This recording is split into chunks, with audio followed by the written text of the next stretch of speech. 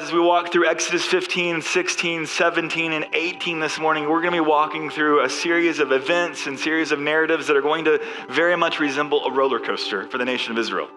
And God is going to move them through a series of dramatic highs and dramatic lows, and he's going to move them over and over again. And it's going to be dizzying, and it's going to be nauseous, orienting for the nation of Israel, and maybe even for ourselves a little bit this morning.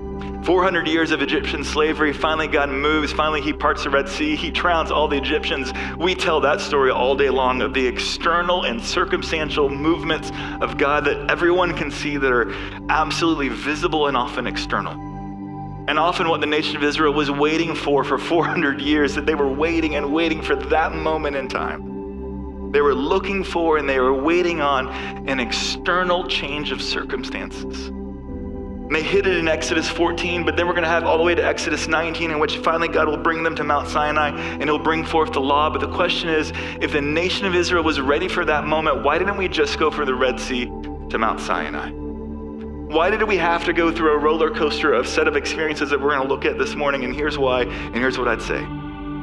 Although we love the stories of external and circumstantial changes that everyone can see and that are miraculous, that scream for our attention and make for a great movie, those often actually aren't nearly as miraculous as what God does often internally in us to prepare us for what he has for us down the road. The nation of Israel is going to emerge out of Egypt, frankly, as a group of ragtag slaves that didn't trust God, that didn't know God, that wasn't ready for the plans of God. And so they emerge out of Egypt in Exodus 14, but they are in no way ready for what God has in store for them as they hit Exodus 19.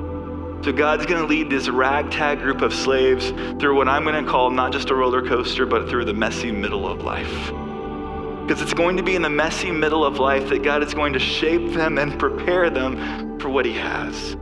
It's like a rite of passage. It's like a roller coaster that's going to shape and prepare this ragtag group of slaves for ultimately what God has. And as miraculous as Exodus 14 is, and as dramatic as Exodus 19 will be, I'm going to submit to you this morning that the work that God does in the nation of Israel in Exodus 15, 16, 17, and 18 is frankly more dramatic and is frankly more supernatural than anything that he does in Exodus 14 and anything that he's going to do in Exodus 19. In the midst of the messy middle of life, whether it's our parenting, whether it's our businesses, whether it's our family, whether it's dating and marriage, no matter where it is that you find yourself in the messy middle, I think these chapters give us some basic lessons that we've got to cling to. The first is this, that God can heal our bitterness.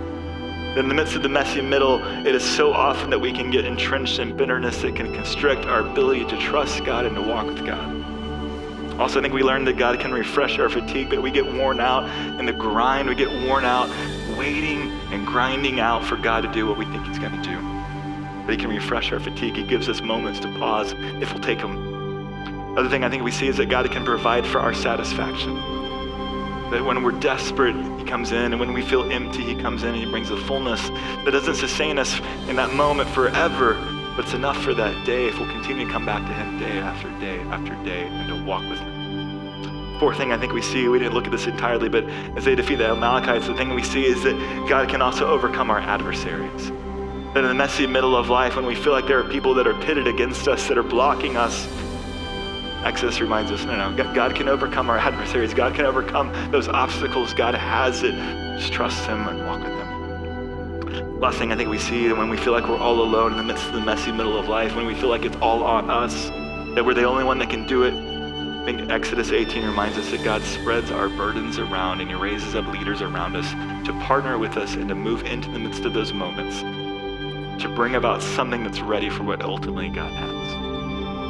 Again, I think we are so often looking for the external circumstantial changes of life that make for great movies, that make for great dramatic moments, that we miss that really is, I think, what's more supernatural, where God's even more at work, is in the midst of the internal day-to-day transformation of our hearts.